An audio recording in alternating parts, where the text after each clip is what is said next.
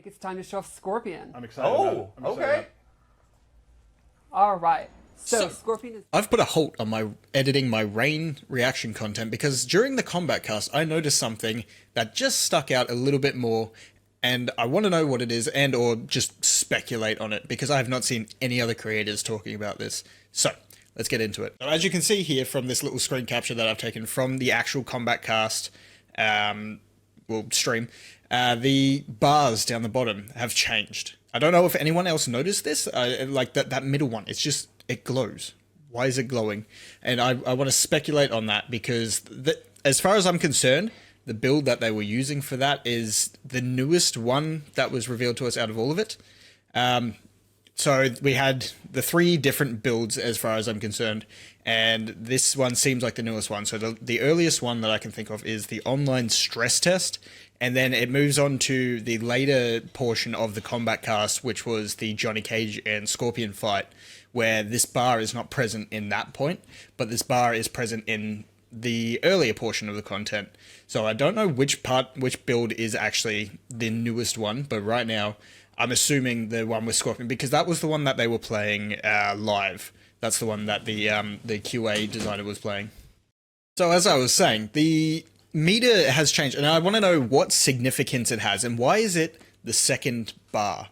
Why not the third? Because if it was the third bar, I'd understand, because traditionally in previous metered system games between 9 and X, each bar had a symbol above it that signified the significance of having a certain amount of bar. So the first bar had an E on it that showed that you could enhance a move, or EX a move, as people said. The second bar had the lightning bolt on it that showed a breaker. That's always been traditionally used throughout Mortal Kombat as the breaker symbol, the lightning bolt, even as far back as the 3D MKs. And then beyond that, the third bar had the X on it, the X-ray. But because the X-ray is not present in this and the breaker system requires all 3, we're not using symbols on them. But why have they changed the bar to glow in this, and why the second? Why the second one? It's because if it was the third one, it would make sense. However, I feel like there's some significance there. I could be entirely off the mark here. This could just be some design choice that they decided to do for this particular build, and maybe it won't be present in future ones, but that's exactly the purpose of this video, is just to speculate on it and have some thoughts, have some dialogue, and figure out if we can find any significance as to why it's the second bar and why it's glowing. Beyond that, I also had another thought, and I wanted to speculate on why the Kameo button is R1. Now, I've already sort of rebutted it in my head in a way, but it's not exactly ironclad. I wanted to know why it's on R1 due to the whole concept of when you play the living towers in previous games, you can assign assist mechanics through different consumables. Say the most recent Mortal Kombat 11, it would be on your right thumbstick, and you just, push your right thumbstick up or side or whatever direction that those certain consumables were inputted to. So why, given that the Cameos have 3 different attacks. They have a neutral R1, side-to-side R1, and an up R1, or a down R1, big pardon. And those are 3 different attacks that those Cameos can produce, or 3 different moves, I'll say, because as we found out, they're not just attacks, they do other things now. So, why is it R1 plus a movement thing? Why wouldn't they assign it to different thumbstick inputs?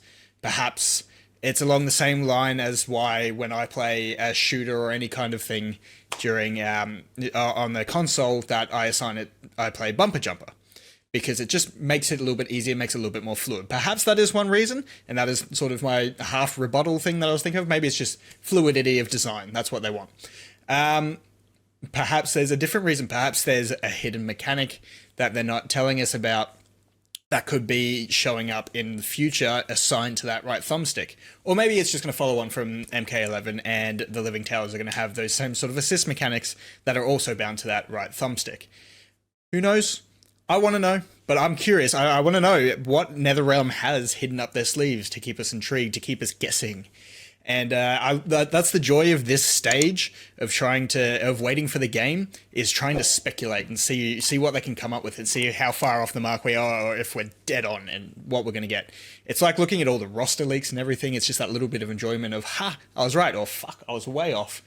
So I want to know your guys' thoughts. Let me know in the comments. What do you think is the significance of this second meter in this build being glowing? And if you reckon there's a deliberate reason why they put the cameos on R1 and not on the different directional inputs of the thumbstick. But yeah, that's about all I've got for it. I'm going to go back to editing the rain video, and that'll be up as soon as I can get it. But yeah, take care, have a good night, guys, and I'll see you later.